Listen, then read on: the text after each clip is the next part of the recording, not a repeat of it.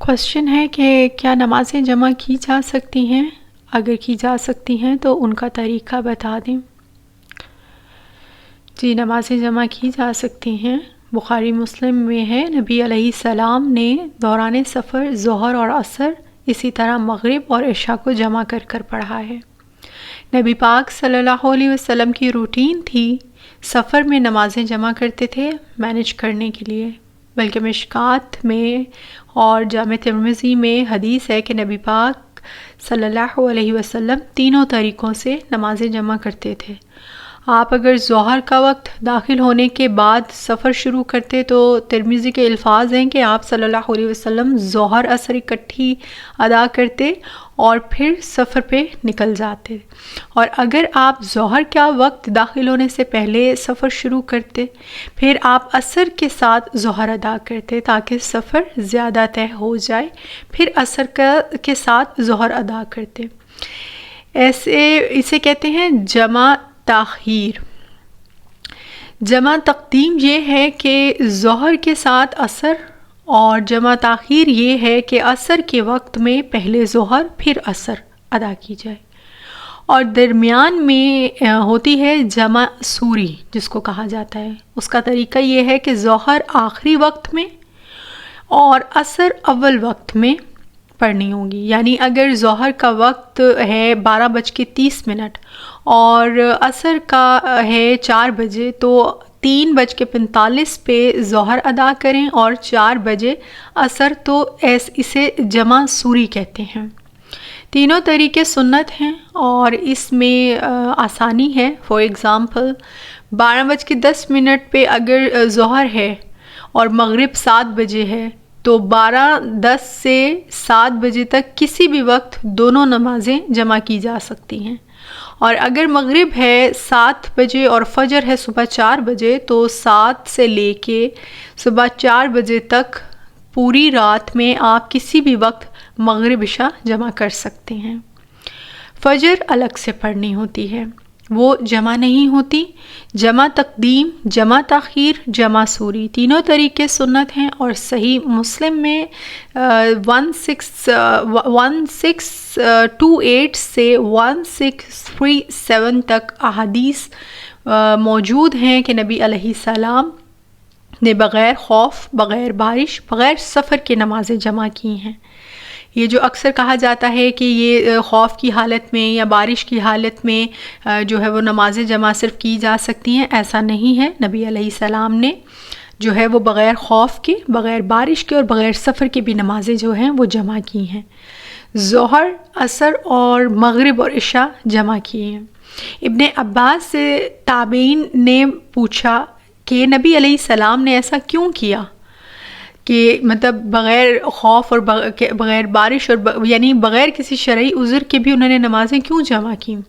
تو ابن عباس فرماتے ہیں کہ ایسا اس لیے کیا تھا تاکہ امت کو اس معاملے میں آسانی ہو جائے اور کوئی تنگی باقی نہ رہے، اور افسوس کہ یہ نمازیں جمع کرنے کی آسانی امت سے آج چھین کر امت کو تنگی میں ڈال دیا، اور دیکھ لیں پھر کتنے لوگ نمازی ہیں اور کتنے بے نمازی۔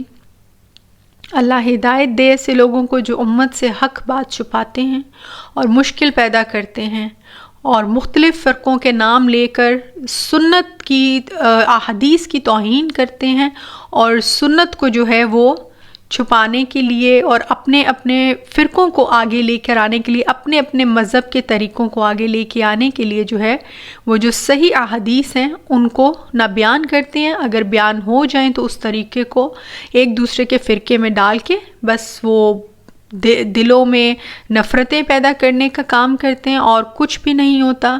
جس نبی کے طریقے سے نماز پڑھیں تو جی یہ فلاں ہو گیا ہے، فلاں فرقے سے ہے، نمازیں جمع کر رہے ہیں تو یہ شیعہ ہو گیا ہے، اور بڑے بڑے رسپانسبل عالم بھی بیٹھ کے جو ہے وہ احادیث کے حوالے سے جس طرح بات کرتے ہیں اور نبی علیہ السلام کے طریقے کو، ان کی احادیث، ان کی سنت کا باقاعدہ مذاق اڑایا جا رہا ہوتا ہے اس طرح کے الفاظ لے کے۔ خیر اینیویز، اللہ پاک سب کو ہدایت عطا کرے۔ نماز جو ہے وہ کسی صورت میں معاف نہیں ہے. کھڑے ہو کر پڑھیں, کھڑے ہو کر نہیں پڑھ سکیں تو بیٹھ کے پڑھیں, بیٹھ کے نہیں تو لیٹ کر پڑھیں, اور لیٹ کر نہیں تو اشارے سے پڑھیں. اور اہل علم یہاں تک کہتے ہیں کہ اگر ڈوب رہے ہوں اور معلوم ہو کہ وقت نماز ہے تو نیت باندھ لیں. جمع کر کے پڑھیں. کسی بھی حالت میں نماز معاف نہیں. جب میدان کربلا میں کوئی گنجائش نہیں تھی تو باقی معاملات تو کہیں سٹینڈ ہی نہیں کرتے. کربلا کا سب سے بڑا پیغام یہی تھا کہ نماز نہیں چھوٹ سکتی کسی بھی حالت میں. میرا بیان ہے یوٹیوب پہ آخری سجدہ کے نام سے, آپ اس کو دیکھیں, وہ ضرور سنیں. سٹارٹ میں ڈیٹیل بتائی ہے میں نے نماز کی امپورٹنس اور کے حوالے سے, اور جو نمازیں جمع کرنے کی آسانی امت سے چھین کر امت کو تنگی میں ڈال دیا ہے اس حوالے سے بھی. تو یہ جو ہے طریقہ ہے کہ نماز میں اتنی زیادہ جو آسانی دی ہے وہ صرف اس لیے دی ہے کہ نماز نہیں چھوٹ سکتی ہے. نماز جو ہے وہ کسی حال میں معاف نہیں. بندے اللہ نے اپنے حق میں جو پہلا سوال کرنا ہے بندے سے وہ نماز کے بارے میں ہوگا. میرا نماز پہ ایک ڈیٹیل بیان ہے بٹ وہ وائس نوٹ میں ہے. میں انشاءاللہ تعالی نماز کے حوالے سے, نماز کی امپورٹنس کے حوالے سے ایک اور بیان بھی ریکارڈ کروا دوں گی. بٹ جو آپ کا کوشچن تھا نماز جمع کرنے کا, وہ اس کے حوالے سے میں نے یہ ڈیٹیل بتائی ہے. جو آپ کو اسکرین پہ احادیث کے نمبر نظر آ رہے ہوں ان کی آپ جا کے تحقیق کریں, اور یہ صحیح احادیث ہیں, اور اس کے اوپر اللہ پاک ہم سب کو جو ہے وہ افضل یہ ہے کہ آپ اول وقت میں نماز ادا کریں. یعنی کہ اپنی نمازوں کو جو ہے وہ جس طرح سے ٹائمنگز ہیں, افضل یہی ہے کہ اللہ رب العزت کا محبوب عمل ہے نا کہ افضل وقت میں نماز ادا کی جائے. مگر نبی علیہ السلام کی یہ حدیث ہے کہ ایک وقت سے دوسری وقت تک کی جو نماز ہے وہ اس کا وقت ہوتا ہے. تو یہ افضل وقت ہے کہ جیسے ہی داخل ہو, جیسے ظہر ہے, عصر ہے, مغرب ہے, جیسے وقت داخل ہو آپ فوراً نماز ادا کریں.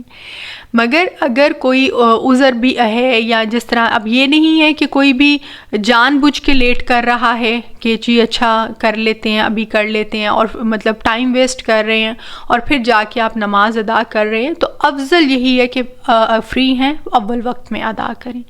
ادر دین جمع بھی کر سکتے ہیں, اس کے لیے کوئی ایسے شرعی عذر کی ضرورت نہیں. میں نے یہ جو احادیث بتائی ہیں آپ ان کو جا کے دیکھیں, ان کی ویریفیکیشن کریں.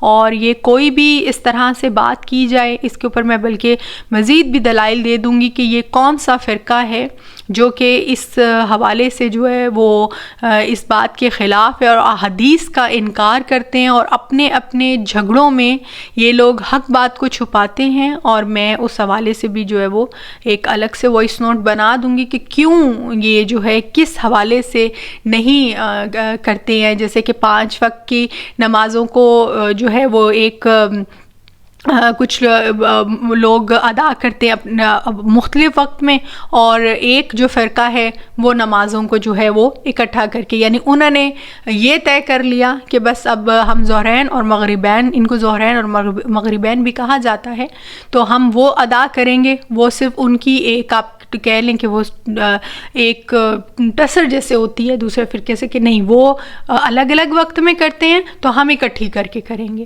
ہر ایک چیز کو اپنے ڈھنگ سے لے کے چلنا, اپنے مذہب اپنے طریقے سے لے کے چلنا, یہ شریعت نہیں ہے. نبی علیہ السلام نے تمام چیزیں, تمام باتیں, تمام طریقے ہمیں بتا دی ہیں جو صحیح اسناد کے ساتھ, جو صحیح احادیث کی روشنی میں ہمارے پاس موجود ہیں. یہ جو میں نے ریفرنسز دی ہیں آپ ان کے حوالے سے چیک کریں. اگر اس کے علاوہ آپ کا کوئی سوال ہو تو آپ مجھے جو ہے وہ واٹس ایپ کے اوپر رابطہ کر کے مجھ سے پوچھ سکتے ہیں.